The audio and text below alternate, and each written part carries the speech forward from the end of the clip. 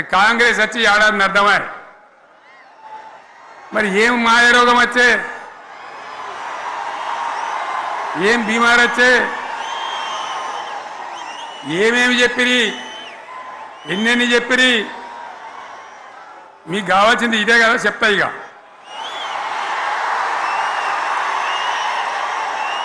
వాళ్ళ కథ చెప్పే ముందు మన కథ కూడా చెప్పాలి కదా ఏమేం మాటలు మాట్లాడినరు అరే మళ్ళేం సీఎం పెట్టిరా భయ్ యాడికెళ్ళి మోపోయినరా మీరు బుద్ధి లేదా ఆగు ఏమైనా లుబాబీ ఆగు వద్దంటే మళ్ళీ ఏందండి ఇవాళ రాజశేఖర వాళ్ళు అది మనోడేనా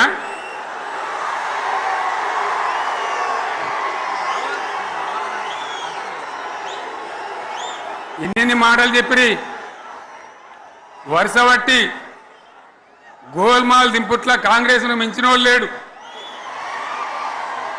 అబద్ధాలు చెప్పుట్ల కాంగ్రెస్ను మించిన వాళ్ళు లేడు ఎన్ని చెప్పిరి ఇక్కడ ఉన్నోళ్ళు జాలరని ఉన్న గాంధీలు లేని గాంధీలు డూప్లికేట్ గాంధీలు అంతా ఢిల్లీకి వెళ్ళి కూడా దిగిరి చప్పట్లు కొట్టి డాన్సులు చేసి స్టేజీల మీద ఒకటి చెప్పిండ్రా ఏమిత్తాడా కేసీఆర్ రైతు బంధు 10,000 ఇస్తాడు మేము 15 ఇస్తాం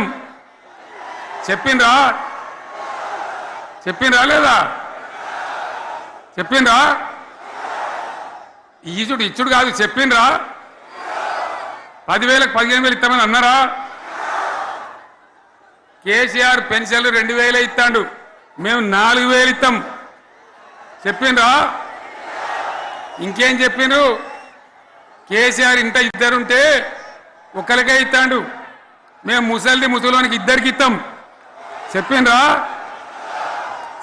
లేదా అన్న మీరు మధ్యన్న వాళ్ళు చెప్తలేరు చెప్పిండ్రా ఇవన్నీ కాంగ్రెస్ వాళ్ళు చెప్పిండ్రా చెప్పింది అన్న వాళ్ళు ఒకసారి చేయలేవటారు దయచేసి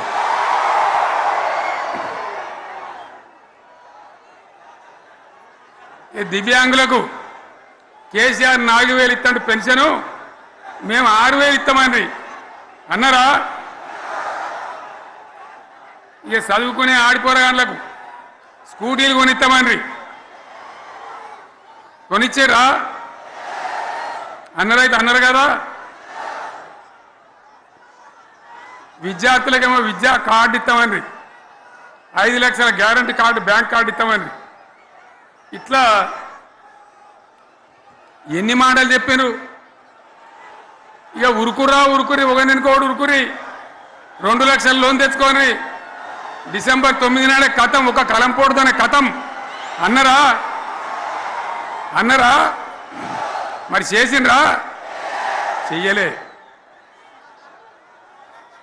ఇక వడ్లు కొంటే ఒక వడ్లు కాదు ఆనాడు మనమే కొనుగోలు కేంద్రాలు పెట్టి కనీసం మద్దతు ధర వచ్చేటట్టుగా మొలకొచ్చినా తడిసిపోయినా రంగు మారినా రైతులు కాబట్టి మన బిడ్డలు కాబట్టి గవర్నమెంట్కు 500 కోట్లు నష్టం వచ్చినా సరే మొత్తం కొనురా అని చెప్పినా కొనిపించిన బాధ కాలే వాళ్ళేం చెప్పిండ్రు పబ్లిక్ను బోల్తా కొట్టేయడానికి మేము కింటాలకు 500 బోనస్ ఇస్తాం మక్కలకి ఇస్తాం వడ్లకి ఇస్తాం ప్రతి పంటకి ఇస్తాం చెప్పిండ్రా ఇటువంటివి చెప్పుడే కాదు వీటితోని ఇంకొక 420 హామీలు చెప్పిండ్రు వాళ్ళ నోటికి మొక్కాలే కళ్యాణ లక్ష్మి కేసీఆర్ ₹1,00,000 ఇస్తాడు మేము వస్తే తులం బంగారం కూడా కల్పిస్తామండి అన్నారా ఏమన్నా నత్తందా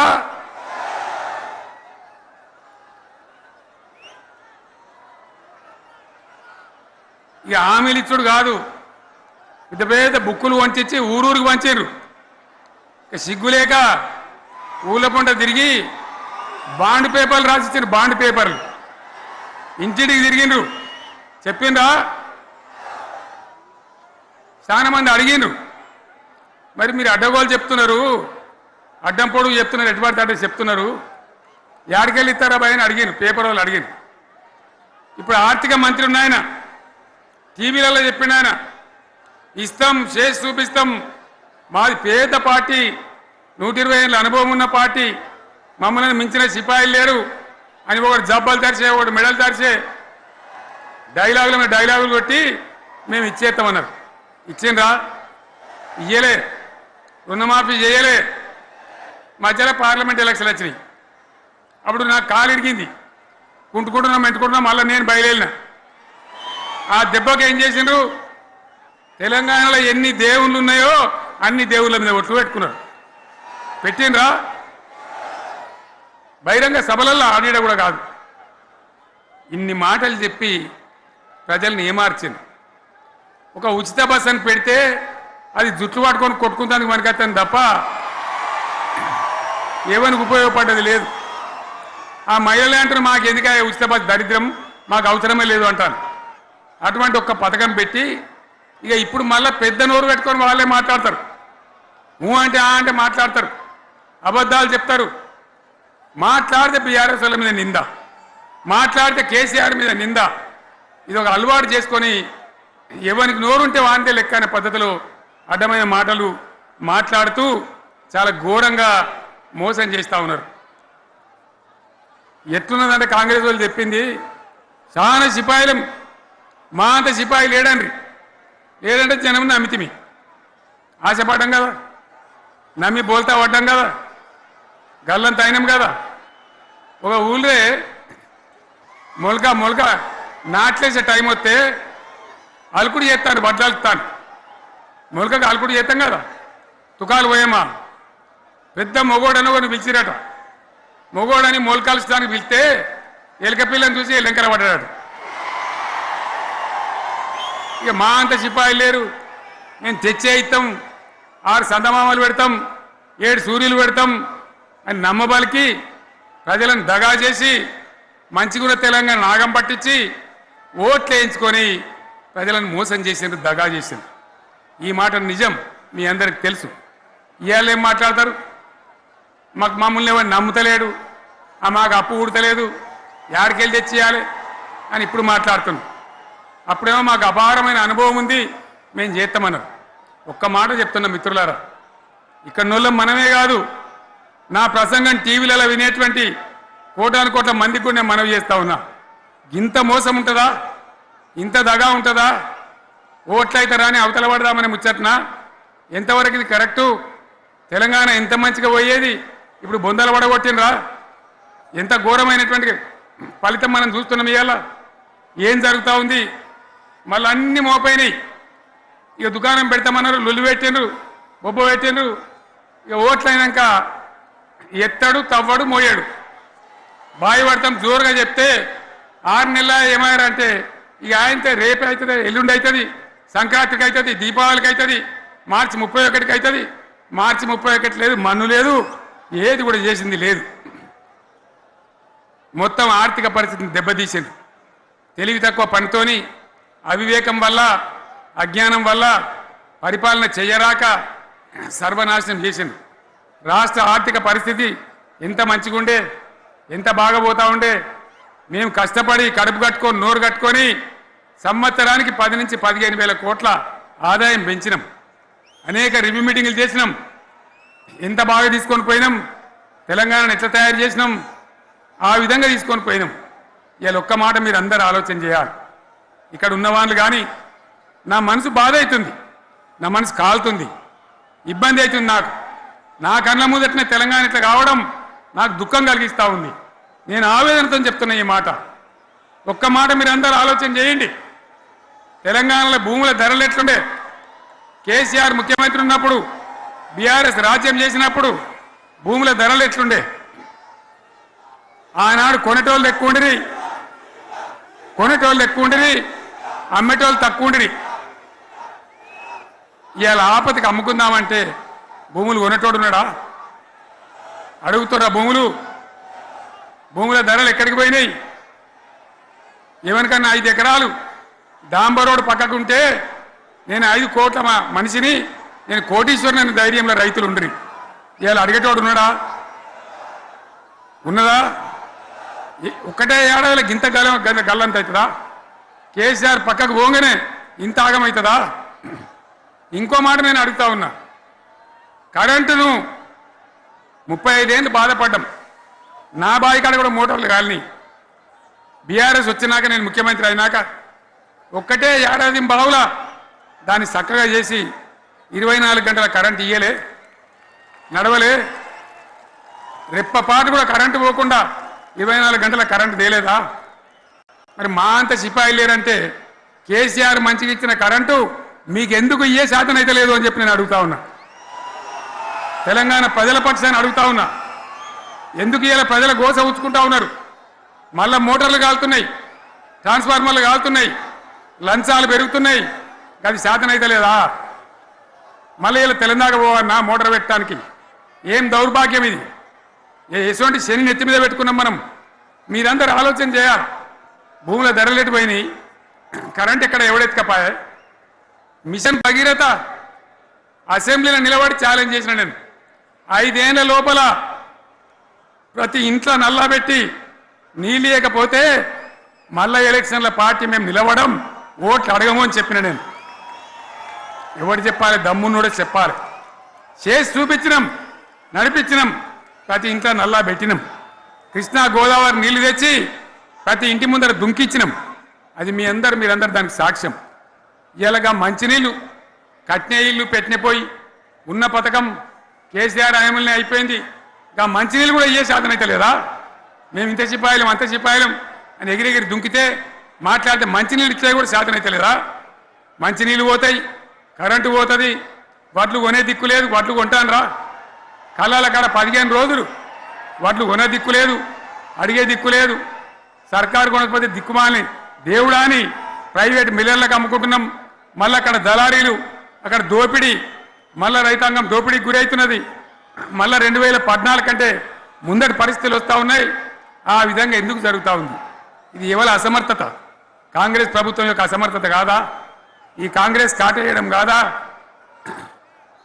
నేను ఒక్కటే మాట మిమ్మల్ని కోరుతా ఉన్నా, ప్రజలకు నేను అడుగుతా ఉన్నా. పేదలు గుడిసెలు వేసుకుంటారు, ప్రభుత్వ జాగాలలో పాపం తెలిసి తెలియక కొన్ని వేసుకుంటారు. బీఆర్ఎస్ గవర్నమెంట్లో హైదరాబాద్తో సహా వరంగల్తో సహా అనేక పట్టణాలలో అనేక ప్రాంతాలలో రాష్ట్ర వ్యాప్తంగా లక్షలాది మందికి మేము పట్టాలు ఇచ్చినాం. బుల్డోజర్లు పెట్టి జేసీబీలు పెట్టి మేము చెరువులలో పూడికెళ్ళి తీస్తే వీళ్ళేమో హైడ్రా అని మన బొందా అని పెట్టి పేదల ఇండ్లు కూడా కొడతా ఉన్నారు. ఆనాడు చెరువు పూడికెళ్ళి తీసిన బుల్డోజర్లు ఇలా పేదల ఇండ్లు కూడా కొడతా ఉన్నాయి. ఇవన్నీ మనం చూస్తూ ఉన్నాం. చూసి మౌనంగా ఉందామా, కొట్లాడదామా, ఏం చేద్దాం అనేది మనం ఆలోచించే సమయం వచ్చింది. దేశాన్ని నంబర్ 1 స్థాయిలో నిలబెడితే ఇవాళ 14వ స్థాయికి 15వ స్థాయికి తీసుకొని పోయినారు. నా కళ్ళ ముందన్న గిట్ల జరుగుతుంది, ఇంత మాయల్యమే అవుతుంది, ఇంత మోసం చేస్తారని నేను కూడా అనుకోలే. ఇలా చాలా బాధ కలుగుతూ ఉంది, చాలా దుఃఖం కలుగుతూ ఉంది. ఇంకా ముందరికి పోవాల్సిన తెలంగాణ ఇలా వెనుకకు అయిపోతున్నా ఉన్నది. మళ్ళా ఎవరు దీనికి కారణం? ఈ దుర్మార్గులు కాదా? నిలబెట్టి ఖచ్చితంగా అడగాల్సిన అవసరం ప్రజలకు లేదా? అడగాలి. ఎందుకోసం? టైం ఇవ్వాలని మేము కూడా టైం ఇచ్చినాం. ఏమంటారు? మీకేసినట్టు మాకేసినరా ఓట్లు, మాకు ఏడాదిన టైం ఇయ్యరా, ఏడాదిన అర్థమైన టైం ఇయ్యరా, మీకు కన్నేరురా అని అంటారు. కాబట్టి నేను నోరు తెరవలే, బయటికి రాలే. కృష్ణా జలాల మీద గడబడి జరిగితే ఒక్కసారి అక్కడ నాయకులు తీరికపోతే నల్లగొండలో పోయి ఒక గర్జన చేసి వచ్చినా కానీ నేను ఎక్కడ బయటికి రాలే, మాట్లాడలే. కానీ ఏడాది అర్థం అయిపోయింది, ఇంకేం పాడైంది? పువ్వు పుట్టంగానే పరిమళిస్తుంది అన్నట్టు ప్రభుత్వం కథ తెలియదా? ఇంకేమన్నా వీళ్ళకి టైం ఎక్కడిది? వీళ్ళు ఏం చేస్తారు? చివరి 6 నెలలు అయితే ఎలక్షన్ అయినాయి. వీనికి ఉన్న టైమే 2.5 ఏళ్ళు. ఈ 2.5 ఏళ్ళలో వీళ్ళు చేస్తారు, మనం బతికి ముందర పడతామా? అందుకోసం ప్రజానీకం, మేధావులు, తెలంగాణ ప్రజలు దయచేసి అందరూ ఆలోచన చేయాలి. ప్రతి వాళ్ళు కూడా ఆలోచన చేసి దీనికి పరిష్కారం ఏందో కనుక్కోవాలి. మేధావితో పనిచేయాలి, ఆవేశంతో కాదు. ఆవేశంతో మనం నినాదాలు ఇస్తే కాదు, ముళ్ళును ముళ్ళుతోనే తీయాల. యాడ ఒడగొట్టుకున్నామో గాన్నే వెతకాలి, ఎక్కడ జారిపోయిందో ఆన్నే మళ్ళీ దొరకబట్టాలి. ఆ నైపుణ్యం, ఆ స్థాయి ఇవాళ రావాలి. మళ్ళీ ఇప్పుడు ఏం చేస్తారు? మాట్లాడితే బీఆర్ఎస్ మీద బదనం. ఇక వశమైతే లేదు రాని భూములు అమ్మకానికి పెడతామంటు అమ్మచ్చు, అత్యవసరమైతే కొన్ని అమ్మచ్చు. ప్రజలకు అవసరం లేని ఉంటే, విలువ వచ్చేది ఉంటే, ప్రజల పనుల కోసం కొన్ని అమ్మచ్చు. కానీ ఏదమ్మాలి ఏదమ్మద్దని విచక్షణ ఉండాలి కదా. యూనివర్సిటీలు అమ్ముతారా? ఇవాళ హైదరాబాద్ యూనివర్సిటీ అమ్ముతున్నారు, రేపు ఉస్మాన్ యూనివర్సిటీ అమ్ముతారు. విలువైన భూములనే అని ఇట్లా కథం పట్టుకుంటూ పోతే ఏమైనా మిగులుతుందా? కాబట్టి ఇది పద్ధత, ప్రభుత్వం నడిపించే విధానమా, వీళ్ళు ఏ విధంగా గోల్మాల్ దింపుతున్నారో దయచేసి ఆలోచించాలని చెప్పి నేను మీ అందరిని కూడా కోరుతా ఉన్నా. ఒక్కొక్క ట్రిప్పు నేను యాదగిరి గుట్టకు పోతే అలా ఎకరానికి 10 లక్షల వాల్యూ పెరుగుతుండే. మరి ఇవాళ ఏమవుతా ఉంది, ఇవాళ ఏం జరుగుతూ ఉంది, మీరందరూ కూడా ఆలోచన చేయాలని కోరుతా ఉన్నా. ఇవాళ రాజ్యం నడపచేతగాక ఎల్లెంకల పడి రాష్ట్రాన్ని ఆర్థికంగా దివాలు తీసి పిచ్చి పనులన్నీ చేసి ఇవాళ అడ్డం పొడుగు మాట్లాడుతూ ఉన్నారు. అన్ని రంగాలలో ఫెయిల్ అయిపోయింది. ఏ ఒక్క ఈ హుస్నాబాద్లో ఇప్పుడు నేను రాగా చూసుకుంటూ వచ్చిన ఆనాడు కష్టపడి ఈ హరీష్ రావు ఇరిగేషన్ మంత్రిగా ఉన్నప్పుడు ఇక్కడ గౌరెల్లి ప్రాజెక్టు కట్టినాం. 90% పూర్తయింది. గౌరెల్లి ఇరిగేషన్ ప్రాజెక్టు ప్రజలకు సంజాయించి భూములు తీసుకొని ఆనాడు తిరిగి 90% పూర్తి చేసినాం. ఏడాది అర్థమైతే తట్టడి మన్ను తీస్తాను రా. పాలమూరు పథకం 80% కంప్లీట్ అయింది. ఎందుకు దాన్ని పెండింగ్లో పెడుతున్నారు? ఎందుకు దాన్ని పూర్తి చేస్తలేరు? ఈ విధంగా చిన్న మాట, చాలా చిన్న మాట. కేసీఆర్ కిట్టు పెట్టినాం, లక్షాధికారుల కోసం పెట్టినాం, కోటీశ్వర్ల కోసం పెట్టినాం. ఎవరి కోసం పెట్టినాం కేసీఆర్ కిట్టు? పేద ప్రజల కోసం, గ్రామీణ ప్రాంతాల్లో ఉండేటువంటి పేద ప్రజల కోసం పెట్టినాం. ఆడపిల్లంటే 13,000 ఇచ్చినాం, మగపిల్లగానికైతే 12,000 రూపాయలు ఇచ్చినాం. ఆ వాహనాలు పెట్టి, అమ్మఒడి వాహనాలు పెట్టి వాళ్ళని తీసుకెళ్ళి ప్రసవాలు చేయించి వాళ్ళకి మందులు ఇచ్చి ఫ్రీగా ఉచితంగా చేసి బ్రహ్మాండంగా ప్రసవం చేయించి మళ్ళీ ఇంటికాడ దించినాం. గది బంద్ చేస్తారా ఎవరన్నా? ఎందుకు బంద్ చేయాలి? ముఖ్యమంత్రులుగా పనిచేసే వాళ్ళకు గాంభీర్యం ఉండాలి, ధైర్యం ఉండాలి. రాజశేఖర రెడ్డి అనే ముఖ్యమంత్రి ఉండే, నేను చెప్తా ఉన్నా మీ ముందు ఇయ్యాల. ఆయన ఆరోగ్యశ్రీ అని ఒక పథకం తెచ్చిండు. నేను ముఖ్యమంత్రి అయిన తర్వాత అడిగిన, హెల్త్ డిపార్ట్మెంట్ని పిలిచి అడిగిన, ఇది ఏం పథకమయ్యా, బాగుందా అంటే, సార్ మంచిగుంది, ప్రజలకు లాభం అవుతుందని చెప్పింది. నేను చెప్పిన ఆ పథకాన్ని అట్లే పెట్టండి, ఆ పథకాన్ని మార్చకండి, ఆ పథకం అట్లే ఉండాలని చెప్పిన. అక్కడ చెప్పడం కాదు, నేను అసెంబ్లీలో చెప్పిన, ఇది మా స్కీమ్ కాదు, కాంగ్రెస్ గవర్నమెంట్ ప్రారంభించింది, దాని పేరు కూడా మేము మారుస్తలేం, కానీ కొనసాగించాలని చెప్పినాం, కొనసాగించినాం. అది మీ అందరికి తెలుసు. ఇలా వీళ్ళు కేసీఆర్ ఆనవాళ్ళు లేకుండా చేస్తాం, కేసీఆర్ ముచ్చట లేకుండా చేస్తారా? ఇవాళ మనం కూడా సభ పెట్టుకుంటే ఎన్ని అడ్డంకులు దానికి. ప్రైవేట్ స్కూళ్ళు బస్సులు ఇస్తే వాళ్ళకు నోటీసులు ఇవ్వడం, అడుగడుగున ఆర్టీఏ అధికారులను పెట్టి, పోలీసులను పెట్టి ట్రాఫిక్లు జామ్ చేయడం. ఇప్పుడు కూడా సభకు రావాల్సిన వాళ్ళు 1,50,000 మంది బయటనే ఆగిపోయింది. ఇటు హనుమకొండ దిక్కు, అటు హుజరాబాద్ దిక్కు, ఇటు సిద్దిపేట దిక్కు 3 రోడ్ల మీద కూడా జాముల్ని. నేను అడిగిన నాయకులు ఏంది అంటే, ఇబ్బంది అవుతుంది సార్, రానిత్తలేరు, మధ్యలో ఇబ్బందులు కలిగిస్తున్నారు, కొన్ని లారీలు తెచ్చి అడ్డం పెట్టాను పనికిమాలని అని చెప్పి జామ్ అయిపోయి అక్కడనే ఆగిపోయింది. నేను అన్న ఇంకో అర్ధగంట ఆగి మాట్లాడదామంటే మా వాళ్ళంతా ఉండి, లేదు మనోళ్ళు దూరం పోవాలి, ఇక రానోళ్ళు ఎట్లా అందరూ మనం మాట్లాడి సభ ముగించాలని చెప్తే నేను వేదిక మీదకి వచ్చిన. ఇన్ని అడ్డంకులు, ఇంత కడుపు ఆపుతారా? బీఆర్ఎస్ సభలను ఆపుతారా? ఈ ప్రపంచనాన్ని ఎవడాపుతాడు? ఆగబడితే ఆగుతుందా? నేను ఒక్క మాట పోలీసు మిత్రులకు మనవి చేస్తా ఉన్నా. ప్రజాస్వామ్యంలో ప్రజలకు అడిగే హక్కు ఉంటుంది, తప్పకుండా అడుగుతారు ప్రజలు. ఈ అడిగే హక్కును సోషల్ మీడియాలో బీఆర్ఎస్కు సోషల్ మీడియా వారియర్స్ ఉన్నారు, వాళ్ళు బ్రహ్మాండంగా పనిచేస్తున్నారు, ఖచ్చితంగా అడుగుతున్నారు ప్రజల తరఫున.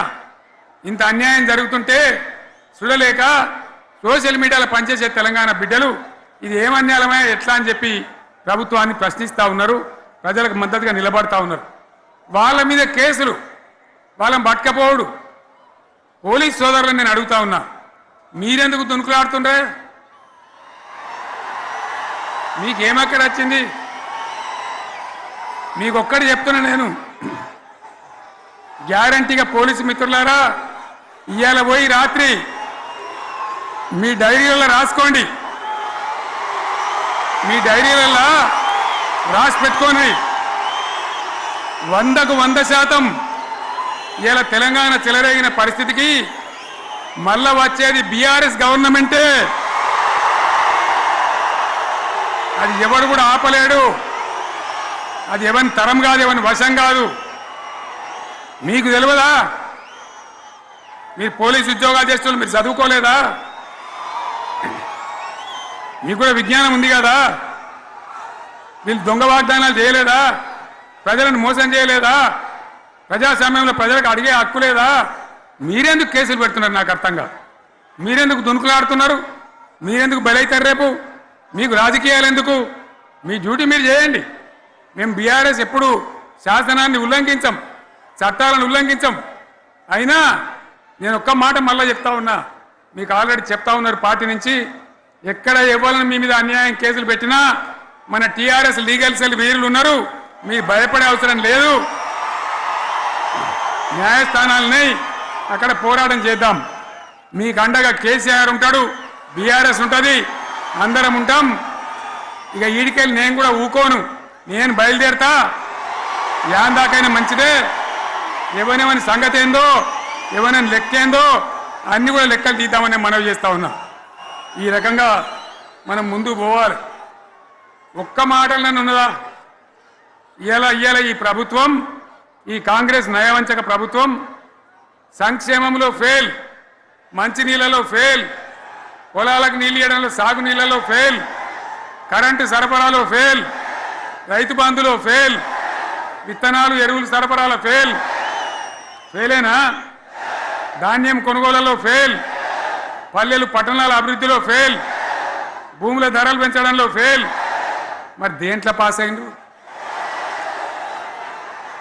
ఎటుపడితే అటు ఒర్రుడు, దేవుళ్ళ మీద ఒట్లు పెట్టుడు, అబద్ధ వాగ్దానాలు చేసుడు.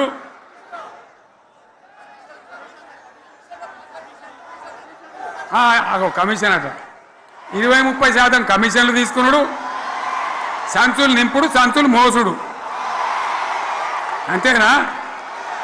కరెక్టేనా ఈ మాట? అన్నా కరెక్టేనా? నేను చెప్పి అన్ని ఫెయిల్ అయిందా ఈ ప్రభుత్వం? నిజమైతే ఒకసారి చేతులు లేవటరు దయచేసి. స్టేజ్ మీద లేవటరా? ఫెయిలేనా?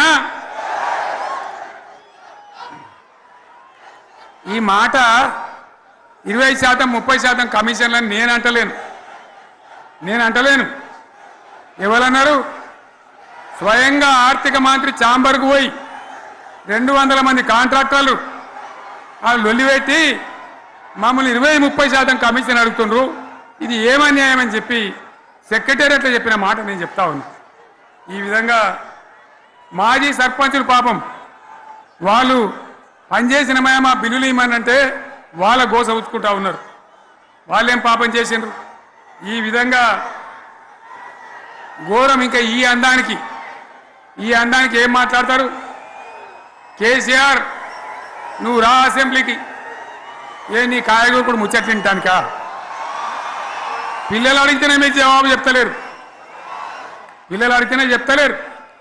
ఉన్నట్టు నిలబెడితే ఆ ఆర్థిక మంత్రి అసెంబ్లీలో లేచి 20% కమిషన్ తీసుకుంటాను కేటీఆర్ మాట్లాడితే ఆయన లేచి భుజాలు తడుముకుంటాడు. నీకెందుకయ్యా బాధ? నువ్వు తీసుకుంటేనే నీకు బాధ ఉండాలి కదా. లేచి పేదలు ఉల్లి పెడతా ఉన్నాడు ఆయన అసెంబ్లీలో. ఈ విధంగా చాలా గందరగోళంగా, అవివేకంతో, అజ్ఞానంతో చాలా ఘోరం చేసి అడ్డమైన మాటలని చెప్పింది. దాంతో మనం కూడా గోల్మాలైపోయినాం. తీర్థం పోదాం తిమ్మక్క అంటే వాడు గుల్లే, మనం సల్లే. ఆ గతికి తెచ్చింది ఇలా ప్రజల గతి. మరి మనం కూడా, ప్రజలు కూడా ఆలోచన చేయాలి. ఆవేశం కాదు. గాడిదలకు గడ్డేసి బలరకు పాల్పడితే వస్తాయా? మరి ఇప్పుడు ఏం చేయాలో ఆలోచించాలి. ఓ తమ్ముడు అన్నాడు హైదరాబాద్లో ఆయన ఇల్లు కొడితే, కేసీఆర్ అన్నా యాడున్నావు నువ్వు రావాలి, కత్తి వాంచేతలు పడితే యుద్ధం నన్ను చేయమని పడుతుంది. అంతేనా? ఇది కూడా విచారించాలి ప్రజలు. మీకు అర్థం కావాలని నేను చెప్తా ఉన్నా. అందుకే ఓడగొట్టుకున్న కాడనే వెతుక్కోవాలి. మీ వెంట బీఆర్ఎస్ ఉంటుంది, మీ వెంట కేసీఆర్ ఉంటాడు. 100% మళ్ళా తెలంగాణ విజయం సాధించాలి, గులాబీ జెండా ఎగిరేయాలి, అద్భుతమైన తెలంగాణను మళ్ళీ సాధించాలి. ఇక బీజేపీ కథ 11 ఏళ్ళ రాజ్యం చేయబట్టి తెలంగాణకు 11 రూపాయలు ఇచ్చిండ్రా? వాటిదే బొబ్బ బబ్రాజమానం భజగోవిందం, శుష్కప్రియాలు శూన్యాస్తాలు తప్ప ఏమి ఇయ్యలే. 157 కాలేజీలు పెడితే మెడికల్ కాలేజీలు ఒక్కటన్నా తెలంగాణకు ఇచ్చిండ్రా? ఒక ప్రాజెక్ట్ కన్నా జాతీయ హోదా ఇచ్చిండ్రా? ఇక కాంగ్రెస్ వాడు ఇట్లా అంటే బీజేపీ వాడు అట్లా, ఏది లేదు. ఇక ఉల్టా మనయే ఖమ్మంలో 7 మండలాలు గుంజుకున్నారు, సీలేరు ప్రాజెక్టు గుంజుకున్నారు. నరేంద్ర మోడీ మాట్లాడతాడు, ఏం మాట్లాడతాడు? తెలంగాణ వచ్చిందిరా అని తెలంగాణలో సంతోషపడితే తల్లిని చంపి బిడ్డను బతికించిండు అంటాడు. ఎన్నోసార్లు అంటాడు, ఒక్కసారి కాదు. ఈ విధంగా అది కూడా మనం వెనకొచ్చేది కాదు. ఈ సందర్భంలో ఒక మాట బీజేపీ అంటే నాకు జ్ఞాపకం వచ్చింది. ఇవాళ కేంద్ర ప్రభుత్వం కగార్ అనే ఆపరేషన్ పేరు మీద ఛత్తీస్గఢ్లో యువకులను గిరిజనులను ఊచకోత పోతా ఉన్నారు. అది ధర్మం కాదు. వీళ్ళు ఏమవుతున్నది, నక్సలైట్లు ప్రతిపాదన పెడుతున్నారు. మేము ప్రభుత్వం దగ్గరకు వచ్చి చర్చలు చేయడానికి సిద్ధంగా ఉన్నాము అంటున్నారు. నేను కోరుతా ఉన్న కేంద్ర ప్రభుత్వాన్ని, బలమున్నది కదా అని చంపుకుంటా పోవుడు కాదు, అది ప్రజాస్వామ్యం కాదు. ఆపరేషన్ కగార్ వెంటనే ఆపేయండి. వాళ్ళని పిలిచి, ఆ నక్సలైట్లను పిలిచి డెమోక్రటిక్ స్పేస్ ఇచ్చి చర్చలు జరపండి. వాళ్ళు ఏం మాట్లాడతారో చూడండి. అది కూడా నల్లనా తెల్లనా దేశం ముందరికి రాని. కానీ అట్లా కాదు, మొత్తం ఏరి పారెత్తాం, కోసి పారెత్తాం, నరికి పారెత్తాం అంటే మిలిటరీ ఉన్నది మీ దగ్గర కొడతారు. కానీ ప్రజాస్వామ్యం అనిపించుకోదు. ఈ మాట ఢిల్లీకి ఉత్తరం పంపిద్దామా? పంపిద్దామా? మీరందరూ సపోర్ట్లు కొడితే తీర్మానంగా భావించి దాన్ని కేంద్రానికి పంపిద్దాం.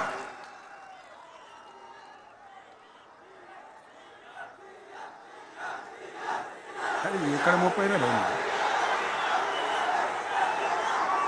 ఈ సందర్భంలో ఈ రజతోత్సవ వేళ నేను మీ అందరికీ, ఇక్కడ ఉన్న వాళ్ళకు, సభలో లేని వాళ్లకు, టీవీలో నా మాటలు వినే వాళ్లకు, యావత్తు తెలంగాణ సమాజానికి బీఆర్ఎస్ గులాబీ జెండా రజతోత్సవ శుభాకాంక్షలు మరొకసారి తెలియజేస్తూ, మీరందరూ కూడా ధైర్యంగా ఉండండి. మళ్ళీ బీఆర్ఎస్ తెచ్చుకుందాం, బ్రహ్మాండమైన పరిపాలన అందించుకుందాం. వీళ్ళు జరగొచ్చేటివన్నీ మళ్ళీ మంచిగా చేసుకుందాం, బ్రహ్మాండంగా ముందుకు పోదాం, పురోగమించుదాం. ఒక అద్భుతమైన తెలంగాణ, ప్రతి వ్యక్తి ముఖంలో చిరునవ్వులు చిందించే తెలంగాణ తయారు చేసుకుందామని చెప్పి మీ అందరికీ మనవి చేస్తూ, ఇంత పెద్ద ఎత్తున ఈ సభకు గవర్నమెంట్ వచ్చిన ఏడాది నరలోనే మీరు కదిలి వచ్చిందంటే మీరు కూడా ఒక నిర్ణయానికి వచ్చినట్టు కనబడుతూనే ఉంది. ఓట్లు ఎప్పుడు వస్తాయని చూస్తాను. నేను ఇంకో మాట చెప్పాలి, ముఖ్యమైన మాట ఏంటంటే, వీళ్ళు అక్కడిక్కడ ఎందుకైనా మీరు లేచొచ్చిండ్రు ఫోటోల కోసం.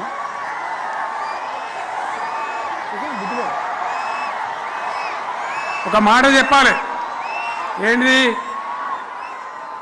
ప్రభాకర్ రెడ్డి అని మా ఎమ్మెల్యే ఉన్నాడు, దుబ్బాక ఎమ్మెల్యే. ఆయనతో ఎవరో హైదరాబాద్లో మాట్లాడితే, అన్న ఇంకా 3 ఏళ్ళు భరించానే ఈ గవర్నమెంటు అని మాట్లాడింది. ఆయన మాట చెప్పిండు విలేకరులు. అలా చూసారా మా గవర్నమెంట్ పడగొడతారట. మేమెందుకు పడగొడతాం రా భయ్? మాకేమైనా కాల్చేరు గులగులో పెట్టినాయా? మేమా కిరికిరి పని చెయ్యం. బిడ్డ మీరే ఉండాలి, ఓట్లు తీసుకున్నారు, చక్కగా పని చేయకపోతే మీ ఈపులు ప్రజలే సాఫ్ చేస్తారు. అంతే కదా? మేము పడగొట్టాం, మీ గవర్నమెంట్ పడగొట్టాం. ఎందుకంటే మీ సంగతి ఏందో మా సంగతి ఏందో ప్రజలకు పూర్తిగా అర్థం కావాలి.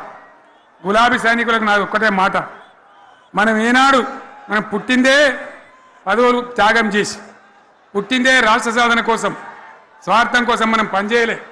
మీ అందరి నాయకులను, కార్యకర్తలను నేను కోరేది ఒకటే, తెలంగాణ సమాజం అద్భుతంగా పురోగమించేదాకా మనం పనిచేస్తూనే ఉండాలి.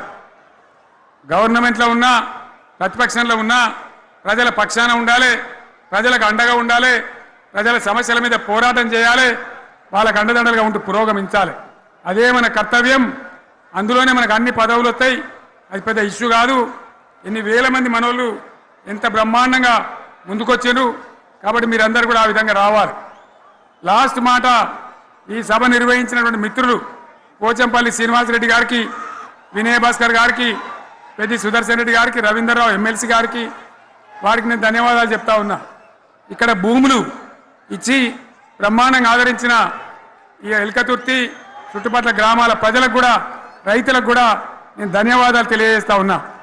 ఈ రజతోత్సవ శుభాకాంక్షలు మీ అందరికీ మరొకసారి తెలియజేస్తూ నేను మీరు సెలవు తీసుకుంటా ఉన్నా. జై తెలంగాణ, జై తెలంగాణ.